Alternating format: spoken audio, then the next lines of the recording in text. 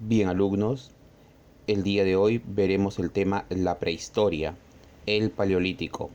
Como ustedes sabrán, este es el segundo tema del curso de historia. Vamos a hablar ahora de la prehistoria, es decir, antes de la historia. Primero respondamos lo siguiente: ¿cuándo empieza la historia? Sabemos que la historia se inicia con el desarrollo de la civilización, con el surgimiento de la escritura. Como hemos visto, la historia se inicia con la civilización, con el desarrollo de la escritura. Ahora bien, preguntemos, ¿cuándo hablamos en sí de la prehistoria? Podemos responder a este interrogante diciendo, la prehistoria comprende desde el origen del hombre, hace más de 2,5 millones de años, hasta la aparición de los primeros testimonios escritos, momento en que comienza el periodo histórico propiamente dicho. Entonces podemos decir, la historia se inicia con el desarrollo de la escritura y la civilización. Pero ¿qué había anterior a esto? Bueno, anterior a esto es la prehistoria. Lo que podemos decir es lo siguiente: hubo un periodo de tiempo en donde existía el hombre, pero no es historia. Este periodo de tiempo comprende desde el origen mismo del hombre, es decir, aquí hablaremos del proceso de hominización. Como pueden ver en la imagen, a partir del Homo habilis hasta llegar a lo que sería el hombre actual. La prehistoria va a ser estudiada gracias a qué. Bueno, eso lo veremos a continuación. Estudiamos la prehistoria a través de los fósiles. Pero, ¿qué es un fósil? Los fósiles son restos orgánicos que han dejado los animales y las plantas hace millones de años y que aún perduran hasta nuestros días. Un fósil es capaz de guiarnos a través del tiempo para dar sentido a la historia de la Tierra. Estos restos de organismos de épocas pasadas tienden a conservarse adheridos a las rocas sedimentarias y nos muestran cómo eran los habitantes de la Tierra hace millones de años e incluso cuáles eran sus costumbres, gracias a los fósiles en los que se ha dejado grabado el rastro de la actividad de ellos. Por tanto, la pregunta de qué es un fósil sirve para dar respuesta de dónde venimos. Otra forma de conocer cómo era la vida del hombre prehistórico es a través de las pinturas rupestres o el arte parietal, como quieran llamarlo. Este tipo de manifestación pictórica fue desarrollada por el hombre prehistórico para representar escenas de la vida cotidiana sobre las superficies rocosas, de ahí el nombre de arte rupestre. Las pinturas rupestres son la manifestación artística más antigua que tengamos hasta el día de hoy. Algunas de estas pinturas datan de hace más de 36.000 años, en el periodo del Paleolítico. Las pinturas rupestres son halladas por lo general en cavernas, cuevas, barrancos e incluso grutas. Se desconoce la motivación de los hombres a realizar estas pinturas, pero manejamos algunas hipótesis. Una de las más aceptadas es que estas pinturas tienen una motivación mágico-religiosa, relacionado sobre todo con la caza. Es por ello que en muchas pinturas, aparte de representar hombres, manos, deidades, se observa la presencia del mamut, de caballos, ciervos, también de depredadores como leones, osos e incluso canguros. Para elaborar una pintura rupestre se solía emplear colores extraídos de pigmentos naturales, ya sean de origen vegetal, animal o mineral. En la imagen observamos bisontes. Por cierto, esto pertenece a la cueva de Altamira, en España. También se estudia la prehistoria a través de los restos líticos. La industria lítica o tecnología lítica es la producción de herramientas líticas, es decir, herramientas de piedra, de diferentes tipos de rocas o minerales. En esta imagen observan una línea de tiempo. Como pueden apreciar, la historia, la letra H, ocupa un menor espacio. También se observa protohistoria y prehistoria, ¿no? Ahora bien, la historia, como ya sabemos, la historia surge con el inicio de la escritura y el inicio de las primeras civilizaciones. ¿Qué es la protohistoria? Bueno, acá hay un pequeño concepto que dice periodo en el que surgen los mitos y leyendas. Bueno, lo que pasa, muchachos, es que el hombre en este periodo recién está, por así decirlo, formando sus aldeas. Cualquier hecho o un hecho en particular que ocurriese sería recordado por ellos y transmitido de forma oral de generación en generación. El único problema de esta técnica es de que en ocasiones el que va a narrar tiende a agregar otras cosas, tiende a exagerar. Y bueno, de esta manera se va a ir formando, por así decirlo, un mito, ¿no? O una leyenda. Luego tenemos lo que es la prehistoria. Como pueden ver en la pizarra, o en este caso la diapositiva, aquí se da el proceso de hominización. La prehistoria es la edad de piedra. A continuación veremos algunos alcances relacionados con la prehistoria. Bueno, aquí tenemos lo siguiente. La prehistoria empezó con el primer ser humano hace 2,5 millones antes de Cristo y terminó con la creación de la escritura, cuarto milenio antes de Cristo. Se considera la escritura cuneiforme de Mesopotamia del 3500 a.C. como la más antigua hasta el día de hoy. En pantalla pueden ver a Eucher de Peters. Él es considerado como el padre de la prehistoria y pueden observar las obras que él publicó en el siglo XIX. La prehistoria es llamada también la comunidad primitiva. Esto según los autores Carlos Marx y Federico Engels. Ellos nos hablarán de los modos de producción. La comunidad primitiva. Para el marxismo histórico, la comunidad primitiva es la primera fase de la historia de la humanidad. Este periodo va a coincidir con la llamada Edad de Piedra. A continuación veremos las características que va a presentar la comunidad primitiva. La primera característica de la comunidad primitiva es la llamada contradicción hombre-naturaleza. El hombre primitivo tendrá a la naturaleza como su principal antagonista. Él, el hombre, buscará controlar su entorno. Recordemos que el hombre primitivo era una criatura más de la naturaleza, expuesta a los elementos, a los depredadores, y al carecer de garras, colmillos y una piel gruesa que lo proteja del frío, deberá apelar a su ingenio para poder sobrevivir. Debemos entender que desde sus orígenes el hombre siempre ha intentado conocer la naturaleza, ya que de ello dependía su supervivencia. El conocimiento del marco natural, así como su transformación y aprovechamiento, motivó e impulsó el conocimiento científico y la técnica. Gracias a su inteligencia, el hombre ha sabido adaptar la realidad a sus propias necesidades. Ha sido capaz de utilizar la naturaleza, perfeccionarla, acomodándola a su modo de ser y a sus necesidades. Debido a la contradicción hombre-naturaleza, vamos a tener a continuación una segunda característica de la comunidad primitiva, y esa característica es que no existe la llamada propiedad privada. Ahora bien, la pregunta es simple. ¿Qué entendemos por propiedad privada? Bueno, en este momento tú agarras lo que tengas a la mano, por ejemplo, un lapicero, y la pregunta es, ¿de quién es ese lapicero? Y tú vas a responder, es mío. Pues bien, eso es propiedad privada. Aquello que tiene un dueño, aquello que le pertenece a alguien. Imaginemos que ese lapicero, ese celular que tú tienes y que es de tu propiedad, alguien lo tome sin tu permiso. Obvio te vas a molestar. Pues bien, retomemos ahora al hombre primitivo.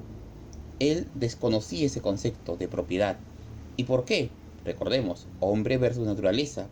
Imagina al hombre primitivo llegar a una cueva, mirar y decir, qué bonita cueva, aquí me voy a quedar a vivir. A partir de ahora, esta cueva es mía. Imagínate que diga eso. Está ahí limpiando, arreglándola y de pronto aparece un diente de sable. El diente de sable simplemente se va a lanzar sobre él y bueno, ya imaginarás. Es obvio que no vamos a discutir la propiedad con el tigre. Pues bien, entonces muchachos, tenemos lo siguiente. Comunidad primitiva, no existe propiedad privada. El hecho que no haya propiedad privada nos llevará a la tercera característica de la comunidad primitiva. No existen clases sociales. Ahora bien, ¿cómo explicamos esto? Bueno, ustedes saben que hay gente que tiene muchas propiedades, muchos bienes, más cosas, y otras que tienen pocos o simplemente no tienen. Esa es la diferencia entre ricos y pobres. En la comunidad primitiva no se ve esa diferencia. ¿Por qué? Nadie es dueño de nada. Los hombres están obligados a convivir juntos para poder defenderse de la naturaleza. Es por ello que en este periodo no hay ricos, no hay pobres. Se da una igualdad. Es por ello que los marxistas llamaron a este periodo comunismo primitivo. Es que durante la prehistoria, o el paleolítico, mesolítico, neolítico, como vamos a ver, el hombre vivía en un estado de igualdad. No había propiedades, o sea, nadie podía tener más bienes que el otro. No podía haber un rico, no podía haber un pobre. Simplemente no existe la propiedad y por ende todos son iguales. Entonces podemos concluir que para el marxismo histórico, si el hombre no se hubiese enfrentado satisfactoriamente a la naturaleza, es decir, el hombre no hubiese logrado sobreponerse al frío extremo, al calor incesante, a la escasez de alimentos, a la megafauna con sus grandes depredadores y a los desastres naturales, simplemente el ser humano se hubiese extinto. Y bueno, si eso hubiese pasado, no estaríamos hoy aquí, ¿no? No estarías acá sentado escuchando tu clase virtual. La edad de piedra. Bueno, su mismo nombre lo dice. En este periodo, las armas y herramientas son hechas de este material. Y bueno, como sabemos y hemos podido ver, la comunidad primitiva coincide con la edad de piedra. En la imagen pueden observar algunas herramientas que el hombre empleó durante esta etapa, ¿no? Pueden observar, por ejemplo, un mortero para moler el trigo, el grano que el hombre recolectaba. Bueno, chicos, veremos entonces en las siguientes imágenes cómo es que se va a dar este periodo o esta fase histórica. Veremos a continuación las fases por las que pasó la comunidad primitiva. La comunidad primitiva o prehistoria atraviesa por tres etapas bien definidas: paleolítico, mesolítico y neolítico. En esta clase del día de hoy estudiaremos el paleolítico y el mesolítico. Número 1. El paleolítico. El término paleolítico viene de los términos griegos palaios, que significa antiguo, y litos, que significa piedra. Etimológicamente, paleolítico se puede traducir como piedra antigua. El paleolítico es el periodo más largo de la existencia del ser humano. De hecho, abarca el 99% de la historia de la humanidad. Se extiende desde hace unos 2,5 millones de años. El paleolítico se inicia en África, con el surgimiento del primer ser humano, en este caso el Homo habilis, y se va a prolongar hasta hace 12,000 años, ¿no? O 10,000 años antes de Cristo. En la imagen podemos ver las especies que pasaron por este proceso histórico, ¿ya? Recuerden que estamos hablando de la prehistoria. Para un estudio más fácil, el paleolítico ha sido dividido tradicionalmente en 3 periodos o fases. Paleolítico inferior, desde hace 2,5 millones de años hasta hace 127,000 años. El paleolítico medio, desde que termina el Paleolítico inferior hasta unos 40.000 o 30.000 años atrás. Y el Paleolítico superior, ¿no? Hasta hace solo 12.000 años atrás. A. El Paleolítico inferior. Considerado como el primer periodo en el que está dividido el Paleolítico, es la etapa inicial de la Edad de Piedra. Esta etapa se va a desarrollar en el continente africano. En esta etapa vamos a observar el desarrollo de dos especies de homos. El Homo habilis. Él es el primero de la especie, el primer humano, por así decirlo. Destaca por el desarrollo de las primeras herramientas. Desarrolló la llamada peblecultura o cultura de los guijarros. Esto significa que tomaba las piedras, las golpeaba y sacaba de ellas pequeños guijarros, ¿no?, con los cuales emplearían como herramientas. En la imagen pueden observar los guijarros que empleó, la manera como los elaboró a través de golpes, percusión. Para ello se emplea la piedra tosca.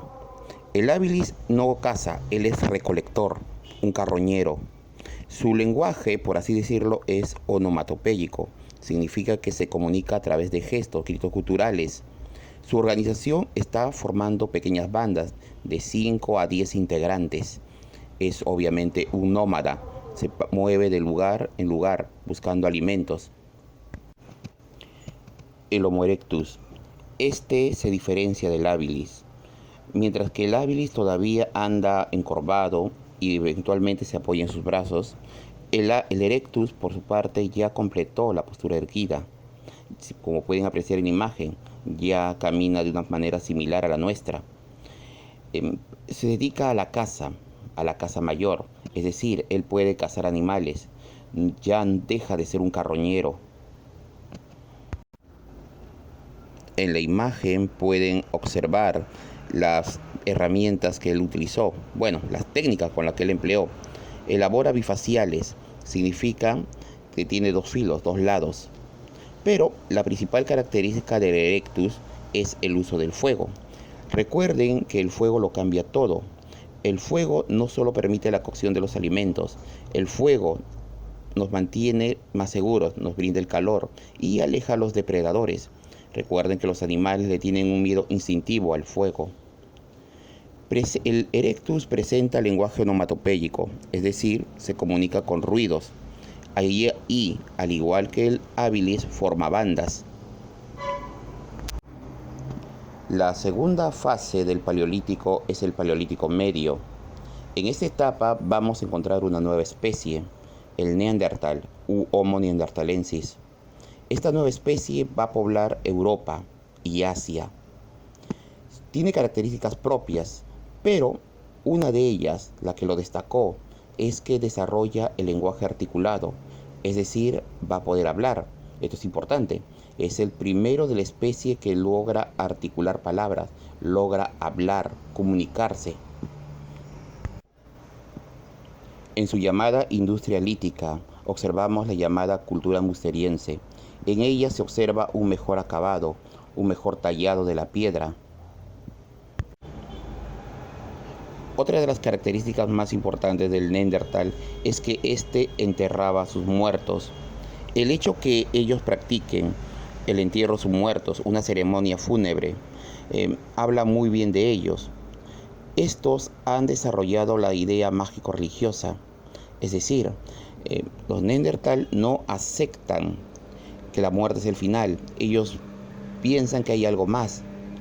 Se han encontrado tumbas de Neandertal a lo largo de Europa.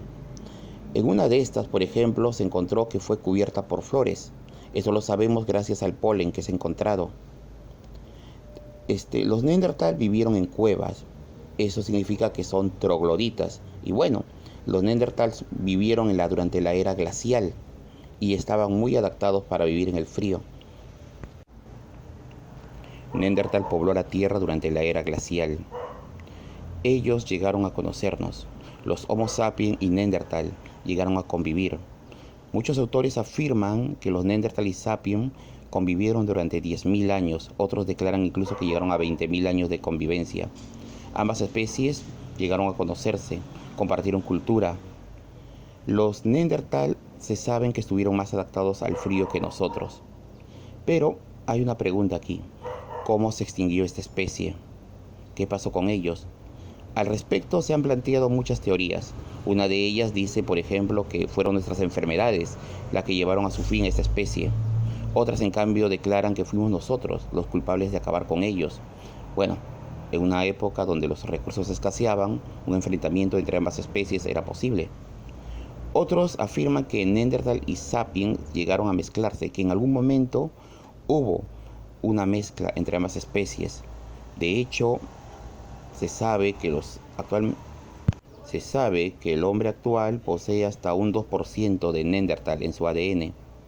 Bueno, para responder su extinción, muchachos, es un tema largo.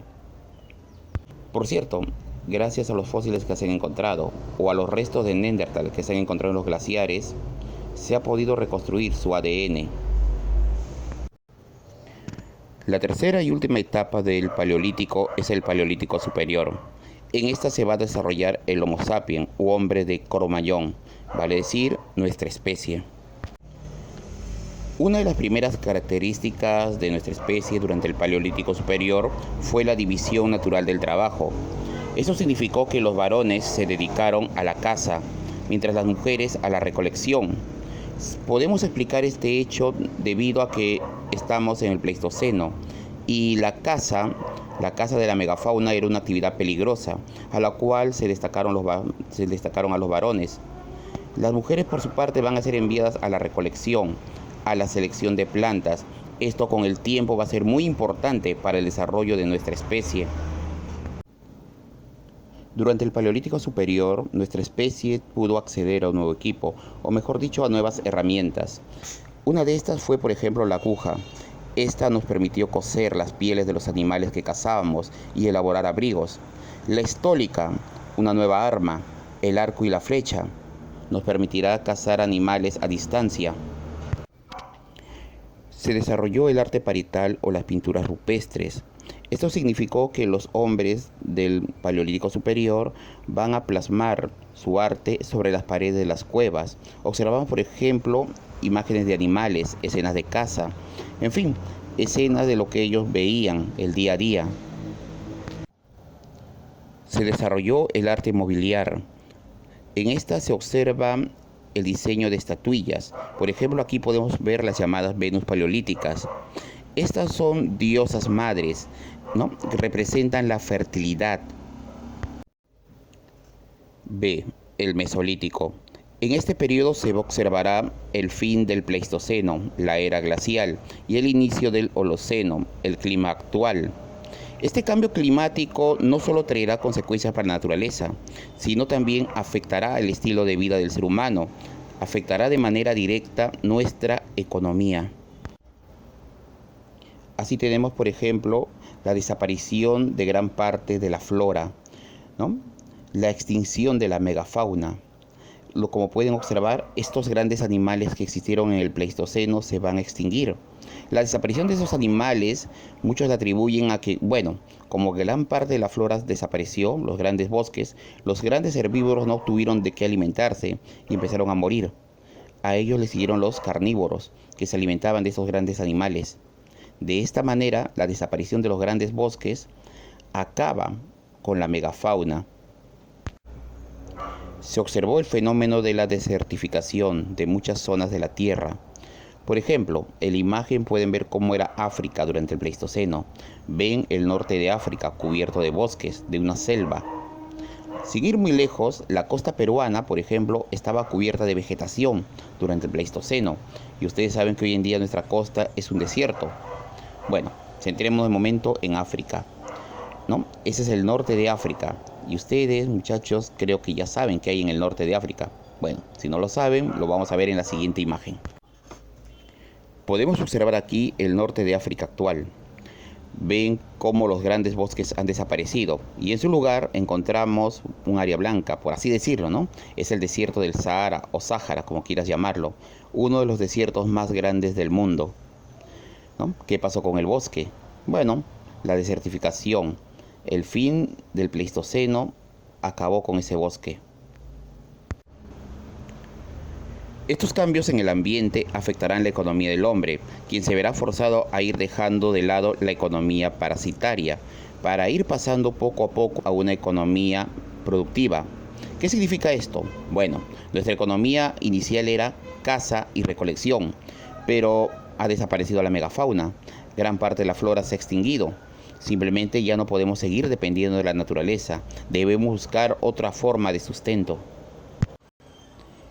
Es por ello que se va a desarrollar la horticultura a partir de la domesticación de las plantas. Como recordarán, cuadros anteriores se vio la división natural del trabajo. En ella a la mujer le tocó la recolección. Pues bien, ellas en ese proceso de recolección van a identificar a las plantas, van a conocer el ciclo de estas y así, de una u otra manera, empezarán a cultivar, ¿no?, las primeras plantas. Por otro lado, se inició la domesticación de los animales. Al respecto podemos afirmar lo siguiente: el perro fue el primero en ser domesticado. Así es, muchachos, el perro, el mejor amigo del hombre, fue el primero en ser domesticado. Él nos acompañaría en la caza, donde demostraría su utilidad. Posteriormente, otros animales serán domesticados. Se dice que fue la horticultura lo que posibilitó esto. El rastrojo o resto de las plantas atrajo a algunos herbívoros, ¿no? Los hombres comenzaron a acercarlos y comenzaron a cuidar de estos. De esta manera tuvimos acceso al alimento de la carne y ya la caza poco a poco empezó a ser una actividad suplementaria. Como pueden ver, la horticultura y la domesticación de los animales nos permitió un mejor estilo de vida, un mejor desarrollo. Dejamos de lado la economía predatoria e iniciamos una economía productiva. En el Mesolítico, la industria lítica conocerá una nueva faceta, ¿no? Tenemos, por ejemplo, el desarrollo de la industria microlítica. Por ejemplo, se van a tallar puntas de flecha cada vez más finas, más pequeñas. Se van a elaborar anzuelos. Este desarrollo microlítico va a permitir al hombre tener acceso a nuevas fuentes de alimentos, ¿no? Por ejemplo, nos va a permitir cazar aves, ¿no? A pleno vuelo vamos a poder cazarlas.